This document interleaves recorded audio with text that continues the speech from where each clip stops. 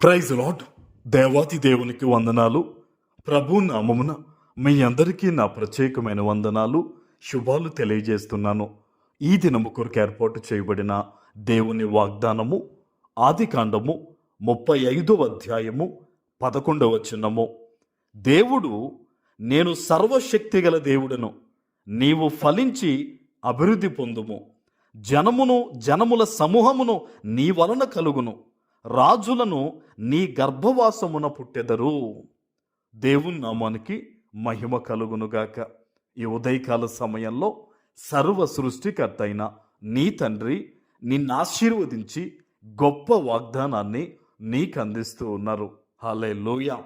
ఆనాడు యాకోబుతో దేవుడి వాగ్దానం ఇచ్చి ఇలా మాట్లాడారు. నేను సర్వశక్తి గల దేవుడనని దేవుడు చెప్తూ ఉన్నారండి. సర్వశక్తి గల దేవుడు అంటే ఆయనకి ఈ ప్రపంచంలో, ఈ విశ్వంలో ఎక్కడైనా ఆయన జరుగు అంటే జరగని కార్యం ఏదైనా ఉంటుందా అండి? ఆయన వల్ల ఏదన్నా కానిది ఏదన్నా ఉంటుందా అండి? ఆయన ఏదంటే అది జరుగుద్ది. మరి ఈరోజు నీ జీవితంలో నేను ఇలా అయిపోయాను, అలా అయిపోయానని చెప్పి నువ్వు ఎందుకు దిగులు పడుతున్నావు?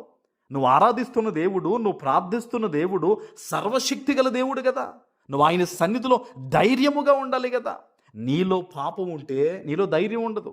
కానీ నీలో యథార్థత ఉన్నప్పుడు ఎన్ని సమస్యలు నీ మీద ఉన్నా సరే నువ్వు దేవుని సన్నిధిలో ప్రార్థన చేస్తే ఆయన వెంటనే విడుదలిస్తారు. ఆమేన్.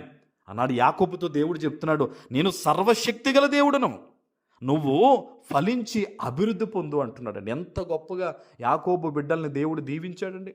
రాజులు అయ్యారండి. ఈరోజు నీ జీవితంలో కూడా నీ బిడ్డలను దేవుడు ఉన్నతమైన స్థానంలో పెడతాడు.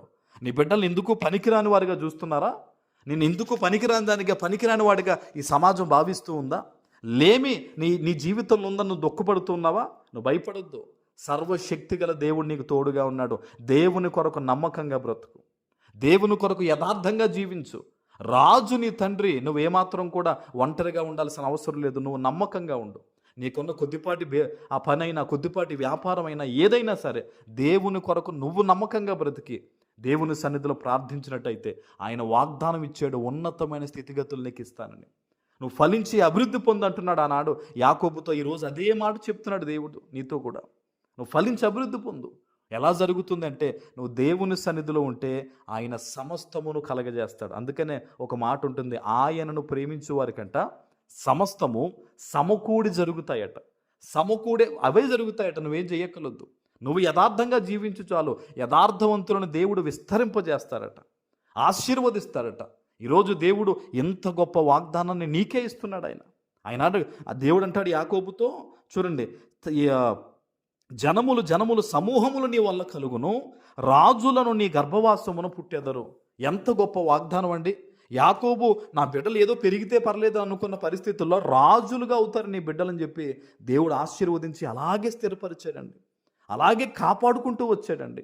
ఈరోజు నీ జీవితంలో కూడా ఎలాంటి పరిస్థితుల మధ్య నువ్వు ఉన్నావో నాకు తెలియదు, కానీ దేవుడు నీకు కాపుదలిస్తూ ఉన్నాడు. దేవుడు నీకు తోడుగా ఉన్నాడు. నీ బిడ్డలను, తరతరాల్ని కూడా దేవుడు ఉన్నతమైన స్థితిగతుల్లో పెట్టబోతున్నాడు. హల్లెలూయా. భయము కాదు, విశ్వాసంతో ప్రార్థన చేయి. దేవుని కొరకు యథార్థంగా నువ్వు నిలబడు. నీ నుంచి చీకటిలోంచి గొప్ప సృష్టిని చేసిన దేవుడు నీ నుంచి తరతరాల్లోంచి అద్భుతాలు దేవుడు ఆయన బయటకు తీయబోతూ ఉన్నాడు. నిన్ను ఆశీర్వదించబోతూ ఉన్నాడు. ఆమేన్. ప్రార్థన చేసుకుందాం. నీతిమంతుడు అయిన తండ్రి, మీకు వందనాలు.